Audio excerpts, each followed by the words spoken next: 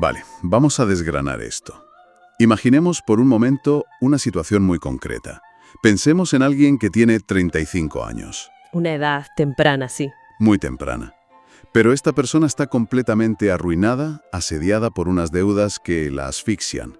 Y lo peor, su cuerpo está colapsando a pasos agigantados. Físicamente destruido. Exacto. Y en su fuero interno, esta persona sabe perfectamente que le quedan apenas unas semanas de vida. La gran pregunta es, ¿qué se hace con ese último aliento? Desde luego, la mayoría buscaría descanso. Claro, o escribir una simple carta de despedida. Pero si ese alguien es Wolfgang Amadeus Mozart, en 1791, la respuesta es totalmente distinta. Totalmente. Mozart invierte la poquísima energía vital que le queda en codificar un manual de iniciación espiritual colosal, y encima lo esconde dentro de lo que, a simple vista parece un inofensivo cuento de hadas. Es una paradoja monumental. Y de hecho proporciona el punto de partida perfecto para el viaje que emprendemos hoy. Me presento como la voz del Instituto Sahu para anunciar formalmente el inicio de una serie extendida de capítulos dedicados al análisis profundo de las grandes obras de la música clásica. Una serie muy necesaria, la verdad. Lo es. Y hay que aclarar que esta serie no es de apreciación musical convencional. No estamos aquí para ver qué bonito suena un violín. Esto es una investigación exhaustiva sobre el arte objetivo y los mapas de la conciencia codificados directamente en el pentagrama. Mapas puros y duros. Y a ver, para entender cómo un simple pentagrama puede ser un mapa, creo que tenemos que cambiar el chip sobre lo que consideramos arte hoy en día, ¿verdad? Ese es el paso previo fundamental. Porque actualmente consumimos música casi como si fuera comida rápida emocional. Ese es el primer gran obstáculo que debemos derribar.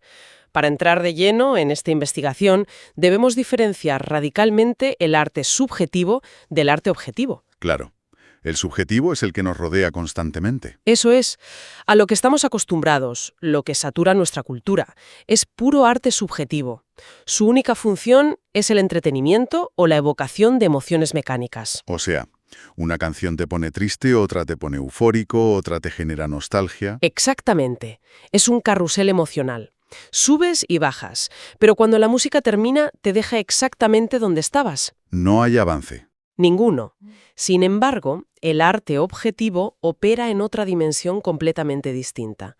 Son construcciones geométricas, sonoras y matemáticas, diseñadas deliberadamente para producir un impacto real.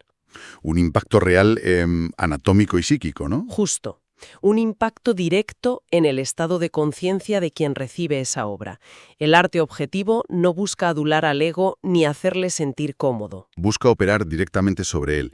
Y La flauta mágica, que es la última ópera que Mozart logró terminar en vida, es quizá el ejemplo supremo de esto. Sin lugar a dudas. Porque la cronología es tremenda. Estrena la obra, dirige él mismo unas cuantas funciones y un par de meses después muere. Dejando su propio requiem inacabado. Eso es. Es como si hubiera entregado este manual vital, hubiera cerrado la puerta y se hubiera marchado.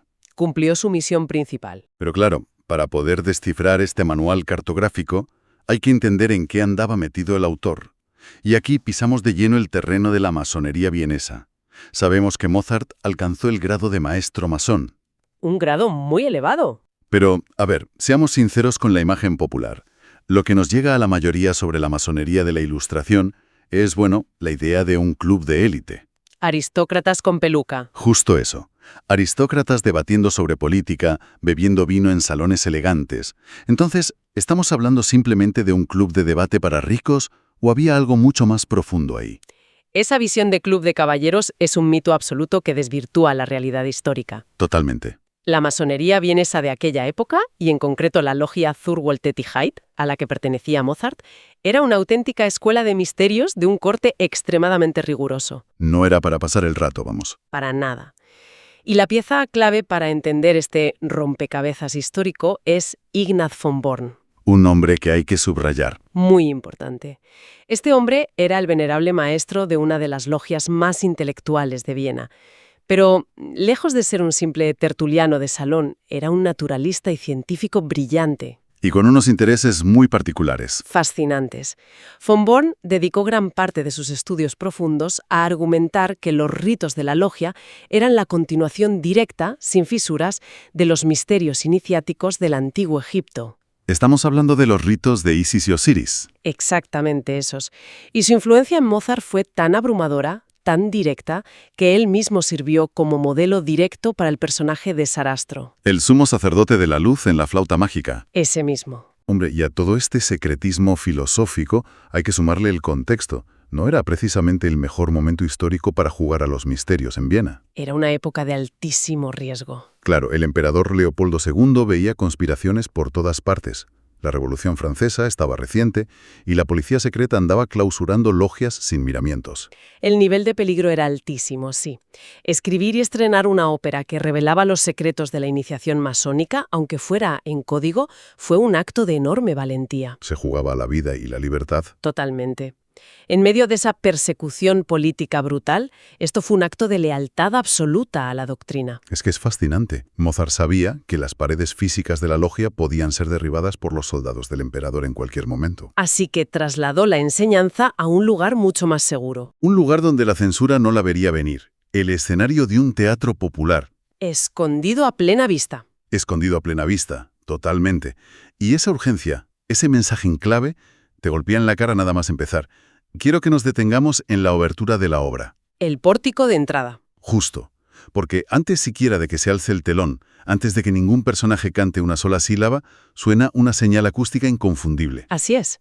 3 acordes rotundos, fortísimos, separados por unos silencios densos pesados, y tocados en la tonalidad de mi bemol mayor, que, a ver, para quien no lea música, es la tonalidad que en su armadura tiene 3 bemoles. Todo un símbolo.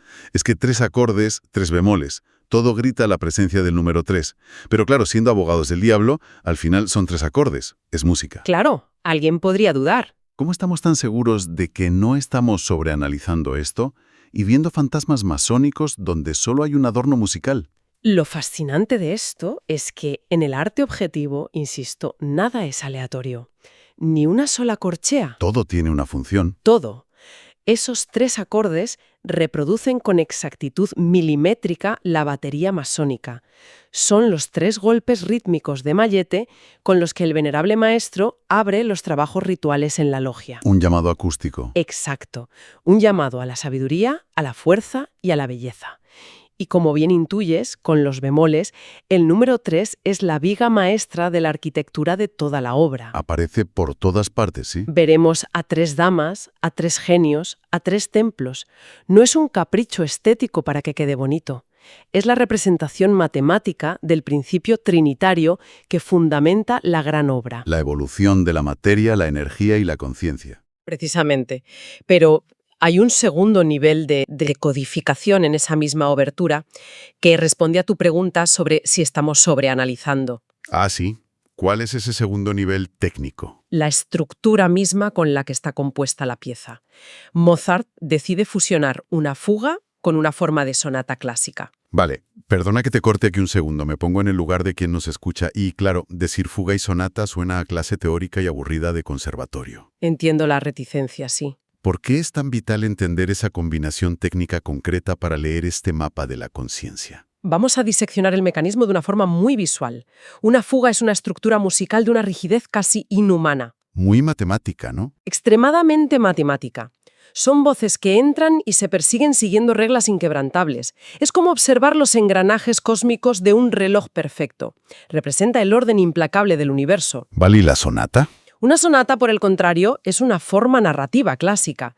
Tiene un planteamiento, un nudo emocional y un desenlace. Representa el drama variable de la vida humana. Ah, claro, el contraste es total. Al superponer ambas formas simultáneamente, Mozart está lanzando una advertencia desde el minuto cero. Nos dice que vamos a presentar una historia humana y emocional en la superficie. Pero que hay algo debajo. Exacto. Que si prestamos atención, escucharemos las leyes inalterables de la realidad operando constantemente por debajo de la trama. Fíjate qué potente es eso. Es como si estuviéramos viendo una obra de teatro muy emotiva, de carne y hueso, pero de repente el decorado se vuelve transparente. ¿Y ves el mecanismo? Justo. Podemos ver el código fuente, la pura matemática de la realidad funcionando detrás de los actores. Una analogía muy acertada. Mozart nos muestra la arquitectura oculta detrás de la ilusión. Y vaya si hay ilusión en esta historia. Porque, claro, en cuanto arranca la trama principal, acompañamos al príncipe Tamino, y el pobre sufre un choque de realidad descomunal. Un verdadero terremoto vital. Y aquí es donde la cosa se pone realmente interesante. Tamino cruza un umbral y descubre que toda la brújula moral con la que él entendía el mundo estaba rota, Estaba invertida, de hecho. totalmente invertida. Resulta que la mujer que se le presenta como una madre desconsolada y víctima, la famosa reina de la noche, acaba revelándose como una fuerza oscura, tiránica y devoradora. Y el supuesto enemigo, Exacto. El supuesto villano que ha secuestrado a la princesa, Sarastro, resulta ser el sumo sacerdote de la luz. Todo lo que Tamino creía saber colapsa en un instante. ese colapso de la narrativa personal no es casualidad. Es un requisito indispensable dentro de la tradición occidental. Hay que destruir para construir. Efectivamente, no puedes edificar una conciencia real sobre los cimientos de la mentira mecánica. Claro. Si examinamos esto desde una lente psicológica más profunda, la Reina de la Noche encarna al ánima en su vertiente más destructiva, La sombra, digamos. la sombra demoradora. Es la viva representación del ego narcisista que exige, de forma violenta y desesperada, que la realidad entera se pliegue a sus caprichos y a sus dramas emocionales. Y musicalmente, madre mía, esa histeria está clavada. Todos los que estamos aquí conocemos su famosa aria, Der Holle Rache. Una de las más difíciles del repertorio. Sí, la de los agudos imposibles, que parece que van a reventar los cristales del teatro. Pero claro, al escucharla hoy, entendiendo que esto es un mapa de la conciencia, ya no parece solo una proeza vocal para lucir a la soprano de turno. Deja de ser un adorno, sí. Es que es rápida, es frenética, está llena de notas picadas, muy agresivas. Es como, fíjate, es como ese mentiroso compulsivo que te habla 1000 por hora. Que no te deja pensar. Eso es, cambiando de tema, moviendo mucho las manos para que te marees y no te des cuenta de que su argumento está hueco por dentro. Puro artificio veloz para tapar el vacío de su propio ser. Esa es la descripción exacta de su mecanismo subyacente. ¿Verdad que encaja? A la perfección. La técnica de coloratura que usa Mozart ahí, con esos saltos vertiginosos de notas, es literalmente el sonido de la pura mecanicidad. El ego histérico. Es el ego en estado de pánico total, chillando en el registro más agudo posible para imponer una falsa autoridad sobre el entorno. Claro, porque el que tiene verdadera autoridad no grita. Exacto. Y la prueba definitiva de esto es el contraste magistral que Mozart crea con la figura de Sarastro. El choque es brutal. Al sacerdote de la luz le asigna melodías lentas, majestuosas, sin ninguna de esas florituras técnicas o saltos nerviosos. Y además están cantadas en un registro de bajo profundísimo. Muy grave. Cuando escuchas a un buen bajo cantar a Sarastro, las notas de fa mayor resuenan físicamente en tu propia caja torácica. Es una pasada.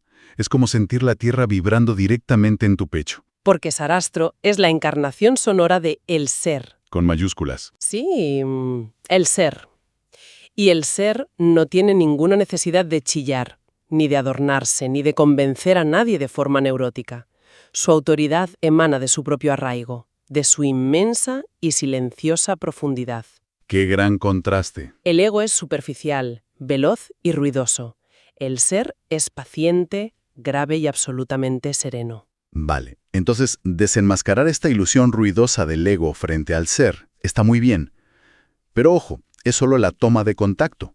Luego vienen las pruebas iniciáticas reales dentro del templo. Ahí comienza el verdadero trabajo. Y aquí siempre me ha surgido una disonancia tremenda al estudiar la obra. Sarastro somete a Tamino y a su acompañante, el pajarero Papageno, a varias pruebas. Y la primera gran prueba es sencillamente quedarse callados. Guardar silencio absoluto. Guardar silencio. Y claro, uno lee epopeyas antiguas sobre héroes aniquilando monstruos terribles, cruzando abismos de fuego, y de repente te dicen que la gran barrera espiritual inicial es no hablar. Parece poco épico, ¿verdad? Suena a castigo de profesor de colegio antiguo. ¿Por qué el silencio tiene tantísimo peso estructural en este proceso iniciático? Porque en este contexto no estamos hablando de la simple acción muscular de mantener la boca cerrada. Ese silencio exigido es el núcleo doctrinal de lo que en la tradición llamamos el drama sagrado. Una enseñanza muy antigua. Milenaria. Esta enseñanza nos conecta directamente con la regla de silencio en las escuelas de Pitágoras o con los grandes ritos de Eleusis. No es callar por callar. En absoluto. El objetivo no es restringir el verbo físico sin más, sino usar esa contención tremenda para forzar el surgimiento del recuerdo de sí. Vale, aclaremos ese término vital. El recuerdo de sí. Quien escuche esto por primera vez puede pensar que es estar constantemente mirándose el ombligo o repasando los traumas de la infancia. Lejos de eso, no tiene nada que ver con el narcisismo o la memoria ordinaria. ¿Qué es exactamente entonces? El recuerdo de sí es la capacidad de invocar y sostener a un testigo interno, una conciencia pura e imperturbable que está anclada en el momento presente, que observa la realidad sin ser arrastrada por la avalancha fenomenal del exterior. Mantenerse firme ante la tormenta. Eso es. Día a día, minuto a minuto, el mundo externo nos lanza estímulos constantes diseñados para provocarnos una reacción automática. ¿Como un resorte? Sí, nos presiona sin piedad para que nos identifiquemos con la película de la vida. La prueba del silencio consiste en recibir el impacto de ese estímulo emocional y, en lugar de reaccionar como una máquina preprogramada, sostener un espacio interior consciente. O sea, no es solo morderte la lengua, es no dejes que el mundo secuestre tu atención interior. Lo has definido a la perfección. Y el contraste entre los personajes lo deja clarísimo. Papageno, por ejemplo, fracasa a los 2 minutos. No aguanta nada. Aparece un sacerdote, o le ofrecen agua, o ve a una anciana por ahí, y enseguida suelta la lengua. Es puro acto y reacción. No hay absolutamente nadie al volante en su mente. Papageno está completamente fagocitado por su entorno. Su ego reacciona mecánicamente ante la más mínima fricción exterior. Es un esclavo de sus impulsos. Tamino, por el contrario, sostiene el embate estoicamente. Y su triunfo es de una dureza psicológica inmensa. Es desgarrador, de hecho. Él guarda silencio incluso cuando Pamina, la princesa a la que ama profundamente, llega corriendo hacia él buscando afecto y protección. ¿Y él no le dice nada? Al ver que Tamino se aparta y no le dirige ni una sola palabra, ella entra en una crisis total. Y Mozart le escribe un aria desgarradora, porque ella está convencida de que lo ha perdido para siempre. Visto desde fuera, desde nuestra óptica moderna, es hasta cruel, ¿no? Lo es sin duda si aplicamos la lente del sentimentalismo ordinario. Pero hay que entender que Tamino no guarda silencio por frialdad o desamor. ¿Por qué lo hace entonces frente a la mujer que ama? Tamino sostiene el recuerdo de sí porque comprende que su compromiso con la gran obra trasciende el consuelo emocional inmediato. Él sabe que si cede al impulso mecánico de romper la prueba, si habla para calmarla, en ese nivel superficial ambos perderán la oportunidad de alcanzar la transmutación real. Tienen que atravesar ese dolor para llegar a algo más grande. Exacto. Y ese dolor punzante, ese sentirse abandonada por el silencio repentino de Tamino, empuja a Pamina a su propia noche oscura del alma. Donde pierde todas sus referencias. Pero el manual estipula algo hermosísimo aquí. Este proceso no puede culminar de forma individual. El llanero solitario no sirve. Para encarar las pruebas definitivas del fuego y el agua, Tamino y Pamina tienen que reunirse y caminar juntos. Es un paso obligado. Y aquí, a nivel musical, Mozart vuelve a hacer una extravagancia técnica espectacular. Otra genialidad. Ano antiguo. Entonces, ¿qué significa todo esto en el fondo? ¿Qué mecanismo oculto nos describe con esta mezcla tan extraña? Mozart está construyendo sonoramente el interior de El Atanor iniciático. Nos está haciendo escuchar el proceso de transmutación en tiempo real. Fascinante. Al unificar tradiciones musicales tan arcaicas y rigurosas, invoca la atemporalidad de la sabiduría hermética. ¿Y qué papel juegan el fuego y el agua en este Atanor? El simbolismo de esas pruebas es fundamental para entender el proceso psíquico completo. El fuego, en primer lugar, representa la calcinación alquímica. Quemar lo que sobra. Exacto. Es la fuerza ígnea que calcina, destruye y reduce a puras cenizas todas las vanidades, las máscaras y las construcciones artificiales de la personalidad que ya no sirven para la gran obra. Usando una analogía quizá más cotidiana, a ver si encaja. Es como formatear un disco duro, que está lleno de virus, ¿no? Una imagen muy gráfica, sí. El fuego borra de golpe todo el software basura que el ego ha ido instalando a lo largo de los años. Queda limpio. ¿Y el agua qué función cumple entonces si el fuego ya lo ha quemado todo? Siguiendo tu excelente analogía, el agua representa la disolución de los datos ocultos. Ah, los restos profundos. Eso es. Lava y disuelve los residuos emocionales cristalizados. Es la memoria cassé de los traumas antiguos que el fuego ha soltado, pero que aún ensucian las tuberías del sistema. Una purificación absoluta, integral. Pero el elemento verdaderamente central aquí, como bien señalaste antes, es que es totalmente imperativo que crucen el Atanor juntos. No vale ir por separado. No. Tamino y Pamina son la viva representación de la pareja alquímica. El azufre y el mercurio de los tratados antiguos. Exactamente. El logos y el eros. El principio intelectual, activo y luminoso, y el principio receptivo, empático, del corazón profundo. Tienen que fundirse. La alquimia genuina, la construcción de una conciencia real e incorruptible, es directamente imposible si operamos desde un solo polo aislado. Tiene todo el sentido. Requiere la integración absoluta y consciente de ambas fuerzas bajo la presión extrema del crisol. Es un nivel de exigencia espiritual que, francamente, da vértigo. Pero hay algo que me maravilla profundamente de Mozart y de toda la tradición que hay detrás de él. Cuéntame. Que mientras Tamino y Pamina alcanzan la cumbre de la iluminación y de la gran obra, la ópera no le da la espalda al hombre común. Quiero reivindicar aquí a Papageno. Un personaje entrañable. Es que es imposible no sentir simpatía por él. Él lo dice claramente, a cara descubierta. Oye, no me interesan los misterios de la luz, no quiero la sabiduría antigua. Es muy honesto. Tiene frío, tiene hambre, y lo único que quiere en este mundo es una copa de buen vino y una mujercita a la que cuidar en su cabaña de madera. ¿Deseos muy humanos? Y la gran pregunta que uno se hace al estudiar esto es, dentro del marco implacable de la gran obra, ¿esta tradición condena a quien simplemente quiere una vida normal y no tiene ninguna ambición de ser un iluminado? Si conectamos esto con el panorama general, la respuesta es un rotundo no. ¡Qué alivio! Y esa es precisamente una de las grandes lecciones de compasión que ofrece este sistema de conocimiento. En la terminología de las corrientes gnósticas antiguas, la humanidad se experimenta a sí misma en distintos niveles de necesidad interior. Diferentes escalas. Papageno encarna lo que se denomina el estado psíquico. Espera, vamos a parar un segundo. Estado psíquico. Aclaremos esto, porque hoy en día alguien escucha la palabra psíquico y piensa automáticamente en alguien adivinando el futuro con cartas del tarot.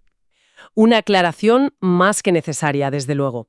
En la tradición clásica, lo psíquico deriva de la palabra griega psique. Que significa alma, ¿no? Exacto, el alma natural. Se refiere simplemente al hombre ordinario, impulsado legítimamente por las necesidades básicas y biológicas de su naturaleza. Lo básico para vivir. Seguridad, afecto, alimento, placer y la evitación del dolor. Tamino, en contraposición directa, representa el estado neumático. Y neumático, claro, me suena a la rueda de un coche. Es normal, pero deriva de pneuma, que en griego significa espíritu o aliento vital. Ah, vale. El hombre neumático siente una sed insaciable de regresar a la fuente originaria. No se conforma de ninguna manera con las alegrías ordinarias de la vida. Tiene un fuego interno diferente. Pero lo sublime de la obra cartográfica de Mozart es que no hay un castigo divino para Papageno por pertenecer al estado psíquico. De hecho, la obra es muy amable con él. Mucho. Cuando él está al borde de la desesperación por no encontrar a su compañera, la propia tradición interviene, le entrega a Papagena y ambos cantan ese dúo terrenal maravilloso. Sí, tartamudeando, riendo como niños. Imaginando cuántos hijos van a tener en su cabaña. La sabiduría perenne reconoce y valida la inmensa dignidad de la vida sencilla. ¡Qué maravilla! Entiende que cada individuo se encuentra en un peldaño distinto de la gran escalera evolutiva y dictamina que el amor ordinario, el de Papageno, también encierra su propio misterio y su propia completitud. Es un mensaje que de verdad transmite un alivio enorme. No todo el mundo tiene que ser un iniciado de alto grado para que su vida tenga un valor profundo. En absoluto. Y creo que este carácter tan humano, tan de pisar tierra, nos conecta maravillosamente con un último detalle histórico fundamental. Toda esta enorme arquitectura de transmutación y conocimiento profundo no se estrenó en un teatro imperial ostentoso. No, no fue para la corte. No se hizo ante reyes estirados cubiertos de terciopelo. La flauta mágica vio la luz en el Theater auf der Wieden. Un teatro de las afueras. Un teatrito de los suburbios de Viena, hecho de tablones de madera, que estaba abarrotado de comerciantes, artesanos y gente de a pie. El pueblo llano. Esto nos demuestra que este arte objetivo nunca, jamás, fue diseñado como un privilegio elitista para un grupo que se creía superior. Siempre estuvo accesible. Siempre ha estado ahí, escondido a plena vista, ofrecido generosamente a cualquiera que tuviera la voluntad y los oídos preparados para escuchar más allá del simple ruido. Así es como opera la enseñanza real. Así que lanza una invitación clara. Cualquiera que nos esté escuchando ahora mismo puede ir, buscar una grabación de la obertura de esta ópera o de las arias majestuosas de Sarastro. Una escucha activa. Exacto, una escucha atenta. Y el verdadero reto no es solo escuchar y decir qué bonito suena esto. El reto es observar qué ocurre en la propia anatomía. En la presencia del cuerpo. Buscar con mucha atención ese espacio silencioso e inefable que se abre entre un pensamiento y el siguiente, justo en el instante en que resuena la verdadera frecuencia sonora. Es una práctica de atención sumamente valiosa que recomendamos encarecidamente. Sin duda. Y para cerrar nuestra inmersión profunda de hoy, como investigadora, me gustaría dejar en el aire una última clave visual. Una imagen que emerge justo en el desenlace de la ópera y que contiene una de las verdades más rotundas sobre la naturaleza real de nuestra mente. Te escuchamos, adelante. En el clímax final de la historia, la Reina de la Noche irrumpe en las bóvedas subterráneas junto a todos sus secuaces para destruir el templo sagrado de Sarastro. Van a arrasar con todo. Esa es su intención. Pero, y esto es crucial, no presenciamos una batalla campal. Los sacerdotes no sacan espadas mágicas, ni hay un choque espectacular de energías en el escenario. No hay violencia física. Ninguna. La oscuridad es aniquilada, simple y llanamente, porque los rayos del sol inundan el recinto. Es la revelación última de que la oscuridad no tiene sustancia ni densidad propia. Es un espejismo claro. Exacto. El ego mecánico, los terrores paralizantes, la ignorancia profunda, no son entidades reales, son estricta y puramente la ausencia de la consciencia. Madre mía, qué imagen tan potente. Cuando la luz de la atención lúcida se hace presente y ocupa el espacio, las sombras no luchan de vuelta, simplemente dejan de existir. Brutal. Y pensar que esto es solo la punta del iceberg. El primer umbral de todo lo que tenemos por delante en esta serie de investigaciones. Es solo el comienzo.